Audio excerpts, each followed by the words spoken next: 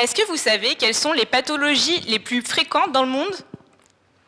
Eh bien, ce sont les troubles musculo-squelettiques. Pour simplifier, on les appelle les TMS. Chaque année, ils représentent plus de 87% des maladies professionnelles en France et c'est le premier responsable de l'absentéisme au travail dans le monde. Pour vous expliquer rapidement ce que c'est, imaginez que dans le cadre de mon travail, je sois amenée à porter constamment des charges lourdes qui finissent par me provoquer des douleurs chroniques au cou, au dos, aux hanches et aux genoux. Ces douleurs des articulations, des muscles et des tendons, ce sont les TMS.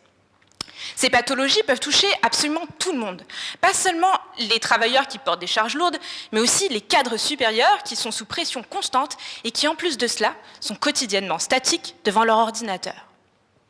Une solution radicale et efficace qu'on pourrait envisager, eh bien, ce serait de ne plus travailler. Mais on ne va pas se mentir, tout le monde ne peut pas se le permettre, et c'est clairement pas en arrêtant de travailler qu'on va pouvoir payer nos factures à la fin du mois. Mais alors, est-ce que cela signifie que nous sommes toutes et tous amenés à avoir des TMS au cours de notre vie? Non, pas forcément. Et la solution, c'est la prévention. Mais alors comment prévenir les TMS? Jusqu'à récemment, les études sur les TMS se sont intéressées à faire l'état des lieux des différents facteurs de risque qui sont impliqués dans leur survenue, comme par exemple l'âge, les conditions de travail, l'obésité ou encore le stress. Mais il n'y a pas de travaux qui permettent d'anticiper leur survenue.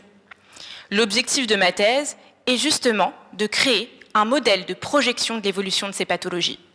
Alors attention, ici, je parle bien de projection et non de prédiction. Il s'agit de reconstituer un puzzle complexe en prenant en compte les différents facteurs de risque dont je dispose à l'aide d'équations mathématiques. Alors ici, l'idée, c'est de regarder le passé pour mieux anticiper l'avenir. Pour construire mes modèles, j'utilise des modèles qui ont déjà fait leurs preuves dans l'étude des maladies infectieuses, comme par exemple la fièvre jaune, la dengue ou encore récemment la Covid. J'adapte ces modèles aux maladies chroniques et j'utilise des données issues d'enquêtes nationales et européennes depuis les années 90 qui m'indiquent l'évolution des facteurs de risque. Prenez l'âge par exemple. Il y a plus de risques de développer des TMS lorsqu'on vieillit, mais une personne de 50 ans qui travaille aujourd'hui ne sera pas forcément exposée au même risque qu'une personne du même âge dans les années 90. Et c'est là que la modélisation intervient. À partir de ces modèles, je peux simuler l'évolution des facteurs de risque de façon isolée ou simultanée. Alors, c'est bien joli, mais à quoi ça sert? Eh bien, en faisant varier ces différents facteurs de risque au cours du temps, je peux identifier les meilleurs scénarios de prévention. Et c'est sur la base de ces outils que les décideurs vont pouvoir s'appuyer pour pouvoir mettre en place des préventions. Pardon.